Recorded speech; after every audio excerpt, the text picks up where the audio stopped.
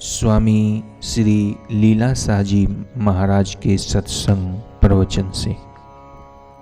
जगत से प्रीति हटाकर आत्मा में लगाइए।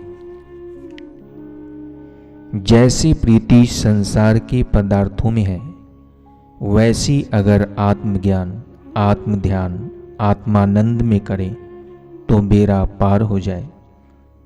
जगत के पदार्थों एवं वासना, काम, क्रोध आदि से प्रीति हटाकर आत्मा में लगाइए तो तत्काल मोक्ष हो जाना आश्चर्य की बात नहीं है। काहे एक बिना चित लाइए, उठत बैठत सोबत जागत, सदा सदा हरि गाइए। हे भाई, एक परमात्मा के अतिरिक्त अन्य किसी से क्यों चित लगाता है? उठते बैठते सोते जागते तुझे सदैव उसी का ध्यान करना चाहिए। यह शरीर सुंदर नहीं है। यदि ऐसा होता तो प्राण निकल जाने के बाद भी यह सुंदर लगता। हार मास मल मूत्र से भरे इस शरीर को अंत में वहां छोड़कर आएंगे जहां कौवे बीट छोड़ते हैं। मन के समक्ष बार बार उपयुक्त विचार रखने चाहिए। शरीर को असत, मल मूत्र का भंडार तथा दुख रूप जानकर देहा अभिमान का त्याग करके सदैव आत्मनिश्चय करना चाहिए। यह शरीर एक मकान की सदृश है जो कुछ समय के लिए मिला है, जिसमें ममता रखकर आप उसे अपना मकान समझ बैठे हैं। वह आपका नहीं है। शरीर तो पंच तत्वों का बना हुआ है। आप तो स्वयं को शरीर मान बैठे हो। परंतु जब सत्य का पता लगेगा तब कहोगे कि हाय, मैं कितनी बड़ी भूल कर बैठा था कि शरीर को मैं मानने लगा था।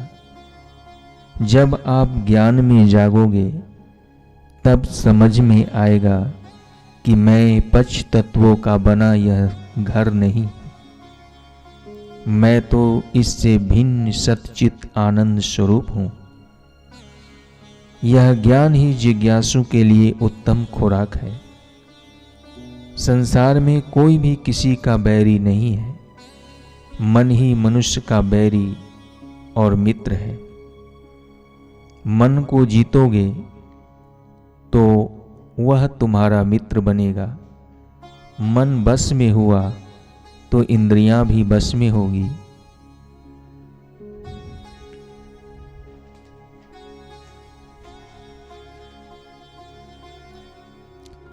श्री गौड़पादाचार्य जी ने कहा है, समस्त योगी पुरुषों के भव बंधन का नाश मन की वासनाओं का नाश करने से ही होता है। इस प्रकार दुख की निवृत्ति तथा ज्ञान और अक्षय शांति की प्राप्ति भी मन को बस करने से ही है। मन को बस करने के कई उपाय हैं, जैसे भगवान नाम का जप, सत्पुरुषों का सत्संग, प्राणायाम आदि। इनमें अच्छा उपाय है हम जपना। भगवान को अपने हृदय में विराजमान किया जाए तथा गर्भ का दुख, जन्म का दुख, बीमारियों का दुख, मृत्यु का दुख एवं 84 लाख योनियों का दुख मन को याद दिलाया जाए। मन से ऐसा भी कहा जाए कि आत्मा के कारण तू अजर अमर है। ऐसे दैनिक अभ्यास से मन अपनी बदमाशियां छोड़कर तुम्हारा हितैषी बनेगा। जब मन भगवान नाम का उच्चारण 200 बार माला फेर कर करने के बजाय 100 माला फेरकर बीच में ही जब छोड़ दे तो समझो कि अब मन चंचल हुआ है, और यदि 200 बार माला फेरे तो समझो कि अब मन स्थिर हुआ है। जो सच्चा जिज्ञासु है वह मोक्ष को अवश्य प्राप्त करता है। लगातार अभ्यास, चिंतन तथा ध्यान करने से साधक आत्मनिश्चय में टिक जाता है। अतः लगातार अभ्यास, चिंतन, ध्यान करते रहना चाहिए। फिर निश्चय ही सब दुखों से मुक्ति और परमानंद की प्राप्ति हो जाएगी, मोक्ष प्राप्त हो जाएगी। अपनी शक्ल को देखने के लिए 3 वस्तुओं की आवश्यकता होती है। एक निर्मल दर्पण, दूसरी आँख और तीसरा प्रकाश। इसी प्रकार सम, दम, तितिक्षा, ध्यान तथा सद्गुरुओं के अद्वैत ज्ञान के उपदेश द्वारा अपने आत्म स्वरूप का दर्शन हो जाता है। शरीर को मैं कहकर बड़े बड़े महाराजे भी भिखारियों की नाई संसार से चले गए, परंतु जिसने अपने आत्मा के मैं को धारण कर लिया वह सारे ब्रह्मांडों का सम्राट बन गया। उसने अक्षय राज्य, निष्कंटक राज्य पा लिया।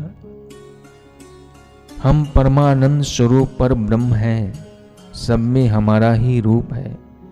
जो आनंद संसार में भासता है वह वास्तव में आत्मा के आनंद की ही एक झलक मात्र होती है। तुम्हारे भीतर का आनंद ही अज्ञान से बाहर के विषयों में प्रतीति होता है।